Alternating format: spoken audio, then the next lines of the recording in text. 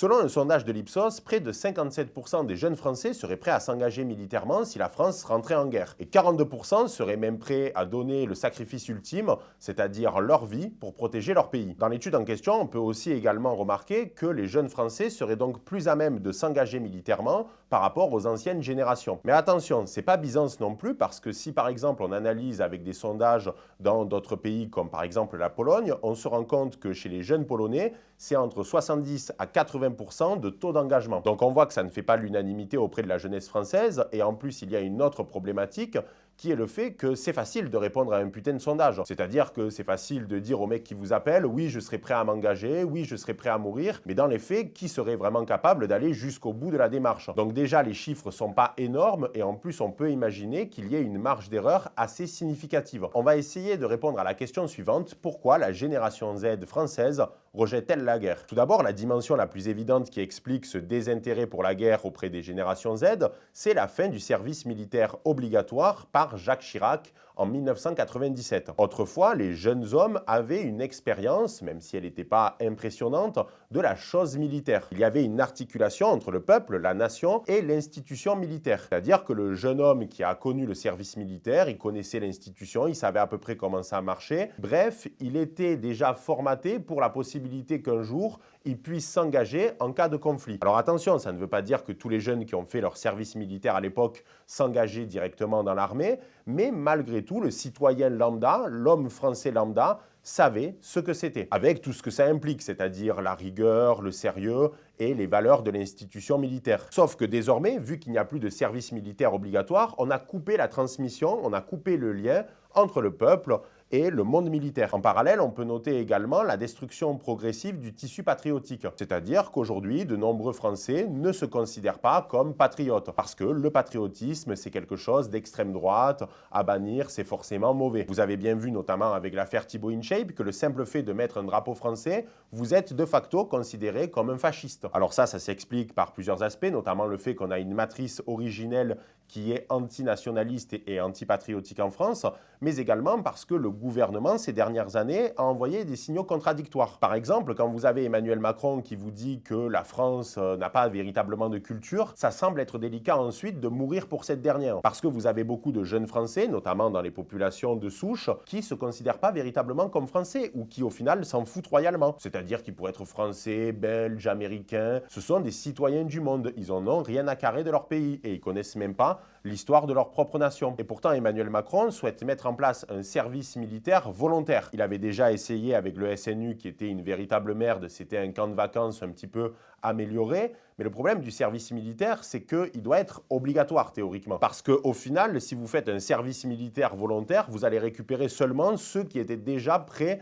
à éventuellement se battre pour la France. Il n'y a pas une volonté de ratisser large. De plus, si vous êtes un jeune Français conservateur, identitaire ou bien même patriote, ça paraît difficile de mourir pour la France d'Emmanuel Macron. En effet, il y a une sorte d'amalgame entre à la fois le gouvernement, l'État, la représentation politique et la nation. C'est-à-dire que dans les faits, il y a de jeunes Français patriotes ou nationalistes qui seraient éventuellement prêts à se sacrifier pour la France, mais pas celle d'Emmanuel Macron. Donc il y a une posture assez schizophrène du gouvernement français, c'est-à-dire qu'ils ont besoin d'hommes pour éventuellement faire la guerre avec une puissance étrangère, ou du moins défendre le pays, mais en même temps, pendant des années, ils ont rejeté l'archétype de l'individu qui pourrait éventuellement faire cette guerre. Le problème de la génération Z, et de ma génération, donc fin des années 90, c'est qu'au final, on a connu seulement la menace terroriste. Et en première ligne, le terrorisme de l'islam radical, puisque nous sommes rentrés dans le siècle avec les attentats du 11 septembre 2001. Le terrorisme, ce n'est pas la guerre, c'est une autre menace. C'est-à-dire que le terrorisme, comme son nom l'indique, est basé sur la notion de terreur. Il peut y avoir un attentat partout, en tout lieu,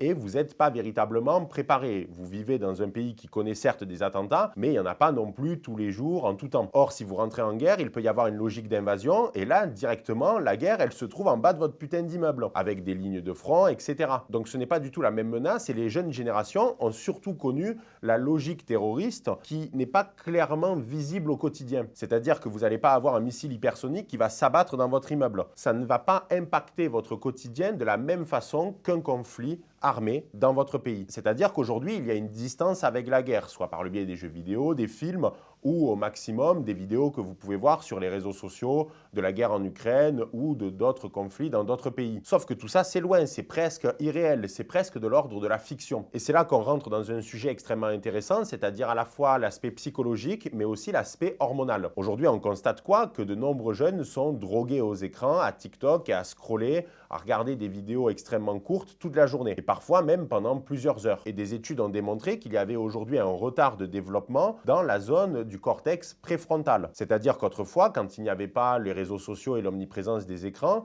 le cortex préfrontal était développé vers 22-23 ans. Désormais, c'est plutôt vers 27-28 ans. Et ça a créé une situation assez paradoxale, puisque les études soulignent que les jeunes aujourd'hui sont particulièrement inquiets à l'idée qu'une guerre puisse éclater, mais en même temps, ils sont paralysés dans leur prise de décision. Ce qui fait que si demain il y avait une invasion d'une armée étrangère en France, beaucoup de jeunes seraient juste en fait paralysés. Ils seraient choqués du retour du réel sur leur sol alors qu'ils ont connu que le confort et les vidéos débiles. Et l'exposition perpétuelle à des vidéos, et notamment des vidéos violentes, entraîne une désensibilisation. C'est-à-dire qu'aujourd'hui, on peut avoir des jeunes qui, à 12-13 ans, ont vu des images particulièrement gore, particulièrement choquantes, mais tout ça reste abstrait. Ce n'est pas réel pour eux. Il y a une distance, c'est la distance avec l'écran. Donc ça crée une situation assez paradoxale où d'un côté, les jeunes ont peur de la guerre, ont peur de s'engager militairement, mais de l'autre côté, ils sont capables de faire des mèmes sur la Troisième Guerre mondiale et de rigoler un bon coup sur ça. Car d'un côté, ils en ont peur, mais pour eux, ce n'est pas de l'ordre du possible, ce n'est pas réel, ça ne peut pas exister. Et pourquoi pour eux, ça reste que de la fiction? Parce qu'ils ont vécu toute leur vie dans le confort, dans des sociétés qui étaient à peu près fonctionnelles, où leur seul problème au quotidien, c'était juste d'aller en cours. Et là, si demain une guerre éclate, le réveil va être difficile. J'avais un prof en prépa qui était marxiste, qui s'appelait Le Bozek, et il y avait une chose qu'il disait qui était très juste, pour une fois. En substance, il disait que la guerre serait de nouveau possible sur le sol européen à partir du moment où on aurait une nouvelle génération de leaders qui n'auraient jamais connu le bruit des bombardements ou des armes automatiques. Car sur le papier, c'est facile d'avoir des discours bellicistes quand on ne sait pas ce qu'est la guerre. Il y a aussi une autre dimension, c'est le rejet des valeurs occidentales. Après les attentats du 11 septembre, George Bush a décidé de mener la guerre contre le terrorisme. Et pour ça, il a avancé un certain nombre d'arguments, comme quoi aujourd'hui, les jeunes soldats américains allaient défendre la démocratie et les valeurs de l'Amérique au Proche et Moyen-Orient. Donc en somme, les valeurs de la démocratie libérale occidentale et capitaliste qui a connu son heure de gloire en 91 avec la chute du régime soviétique. Et donc ces valeurs, elles ont été inoculées dans l'esprit des soldats américains, notamment en Afghanistan, puisqu'on leur a promis le fait qu'en Afghanistan, on allait créer une société démocratique libérale,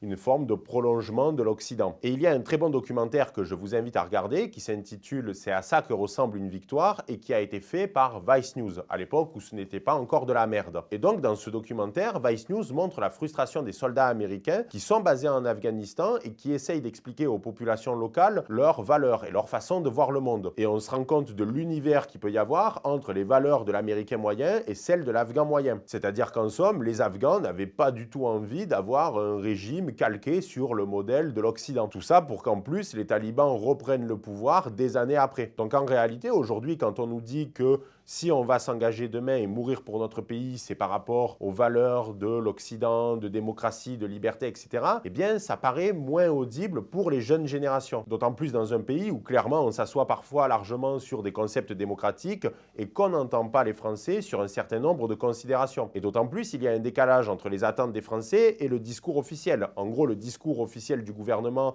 c'est de préparer les Français à l'éventualité d'un conflit. Sauf que les Français, avant tout, ils veulent la sécurité déjà dans leur propre pays avant même d'imaginer la guerre. C'est-à-dire que les Français, ils veulent pouvoir rentrer chez eux le soir tranquillement sans se faire agresser. Donc avant de penser à la possibilité de s'engager militairement, il y a tout un univers. En tout cas, je serais très intéressé à l'idée de lire vos commentaires sur ce sujet. Est-ce que vous-même, vous seriez prêt à vous battre pour votre pays, à mourir pour la France, même si c'était la France d'Emmanuel Macron? Vraiment, ça m'intéresse, donc n'hésitez pas à mettre votre avis en commentaire et je répondrai, on pourra en débattre tous ensemble, mais surtout avec du respect. Voilà les barons, j'espère que cette vidéo vous aura plu. N'hésitez pas à commenter, aimer et à partager. Et on se dit à très vite pour une prochaine vidéo. C'était le Doc. Ciao les barons.